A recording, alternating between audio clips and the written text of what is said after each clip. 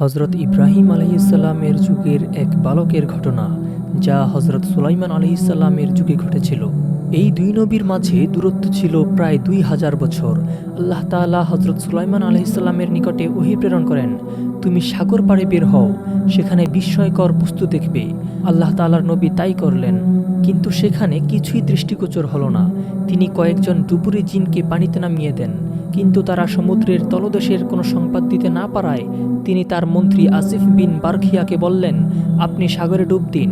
তিনি সাগরে ডুব দিয়ে সমুদ্রের তলদেশে কর্পূরের একটি গম্বুজ দেখতে পান।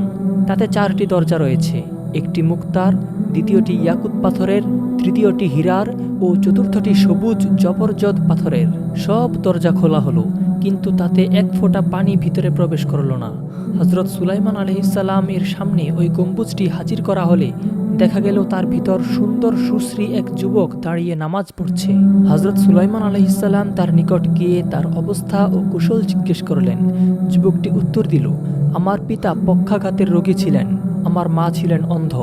আমি 70 বছর তাদের সেবা করেছি। আমার মায়ের মৃত্যুর সময় যখন ঘনিয়ে এলো, তখন আমার মা আমার জন্য দোয়া করলেন, হে আল্লাহ পাক, আমার সন্তানের বয়স বাড়িয়ে দিন।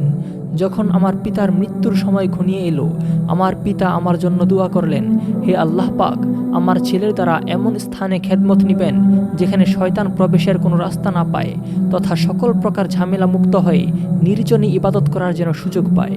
তাই আমার পিতামাতার মৃত্যুর পর আমি সাগরের কিনারায় আসলে এই গম্বুজটি অবলোকন করি, অতঃপর এতে প্রবেশ করি।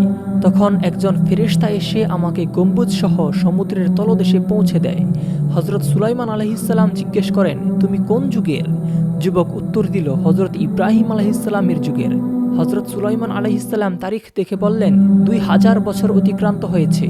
যুবকটির একটি কেশও শুভ্র হয়নি।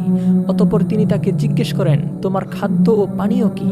যুবকটি উত্তরে বলল, আমার নিকট একটি পাখি মানুষের মাথার ন্যায় কিছু হলুদ বর্ণের বস্তু নিয়ে আসে। এতে পৃথিবীর সকল বস্তুর স্বাদ নিহিত রয়েছে। সেই খাদ্য ভক্ষণ করলে আমার ক্ষুধা, পিপাসা, গরম, ঠান্ডা, নিদ্রা, অলসতা ও একাকিত্ব সবই চলে যায়। তখন হজরত সুলাইমান আলাইহিসসালাম যুবকটিকে বললেন, তুমি কি আমাদের সাথে যাবে নাকি স্বস্থানে ফিরে যাবে? জবাবে সে বলল, আমাকে স্বস্থানে পৌঁছে দিন। শেষমেশ হজরত সুলাইমান আলাইহিসসালাম এর অনুমতিক্রমে তাকে তার স্বস্থানে পৌঁছে দেওয়া হলো। এরপর হজরত সুলাইমান আলাইহিসসালাম সকলকে সম্বোধন করে বললেন, দেখো পিতামাতার দোয়া কিভাবে কবুল হয়। আল্লাহ পাক আমাদের সবাইকে পিতামাতার খেদমত করার তৌফিক দান করুন, আমিন। সুপ্রিয় দর্শক, এরকম আরও ইসলামিক ঘটনা শুনতে চাইলে চ্যানেলটি এখনই সাবস্ক্রাইব করে দিন।